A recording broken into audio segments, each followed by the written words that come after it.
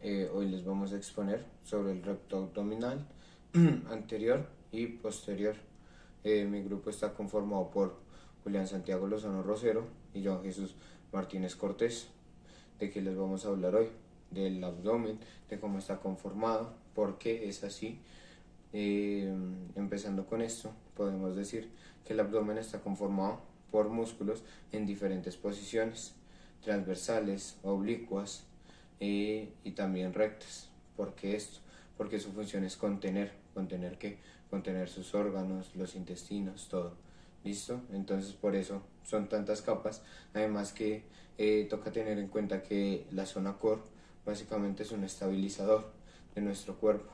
Nos hace mantenernos rectos, erguidos, ¿sí? Y que no nos vayamos de un lado para otro, ¿sí? Siempre. Por eso nos hablan de contraer el abdomen cuando estamos haciendo cierta actividad que genere inestabilidad. Siguiendo con esto, nos podemos dar cuenta que el primer músculo, o así que vamos a nombrar, es los oblicuos, el oblicuo externo, básicamente.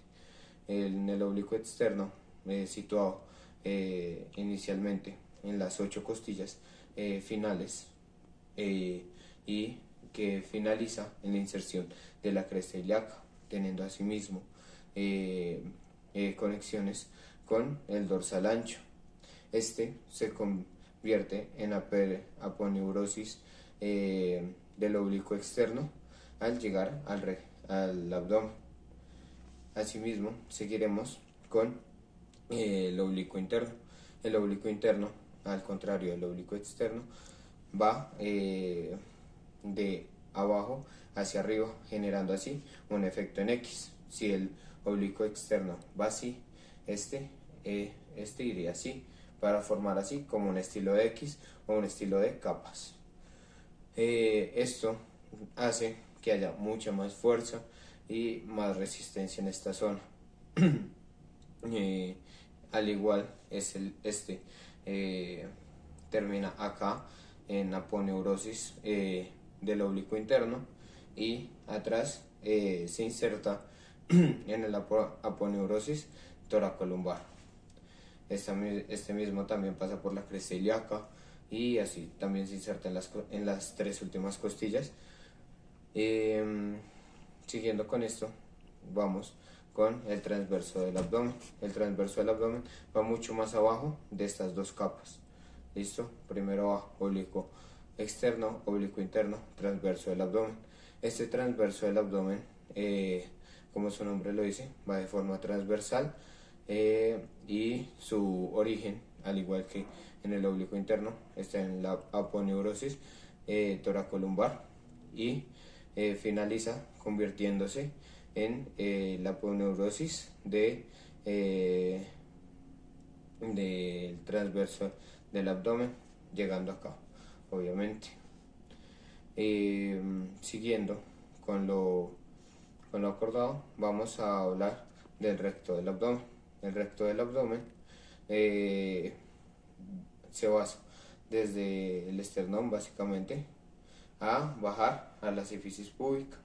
¿Listo? Más o menos este mismo puede formar con unas inserciones tendinosas de 3 a 4 formas, las conocidas como los cuadritos o así entre la gente normal, ¿sí? Lo que más o menos quieren los adultos, los chicos y todo eso cuando inician en el gimnasio.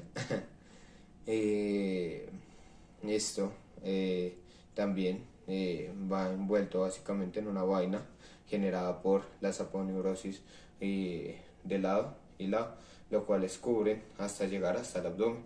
Del abdomen para abajo ya no hay aponeurosis de la parte de atrás, sino solo de la parte del frente, convirtiéndose todas solo en la parte del frente y ya no hay ninguna aponeurosis atrás, que eso era lo que había antes, obviamente.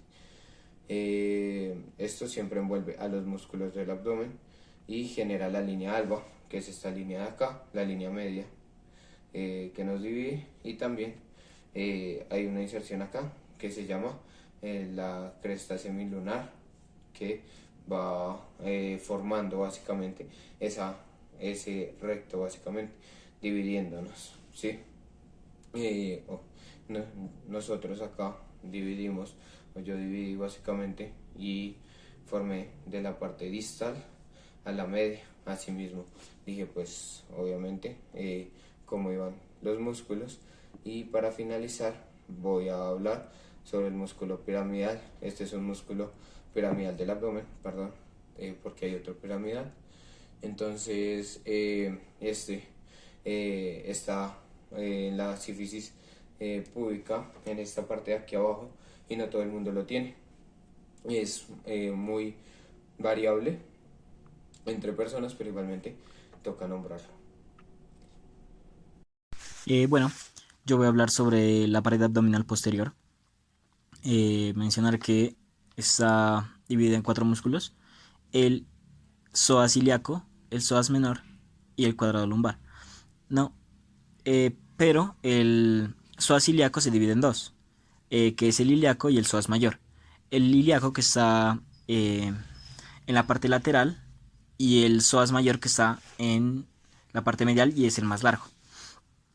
Eh, bueno, el ilíaco, su origen es en toda la fosa ilíaca interna y en los alerones sacros, ¿no? Es por la parte del hueso coxal, y esta se dirige hacia abajo y hacia afuera y pasa por debajo de los ligamentos o ligamento inguinal, y aquí es donde se une al psoas mayor.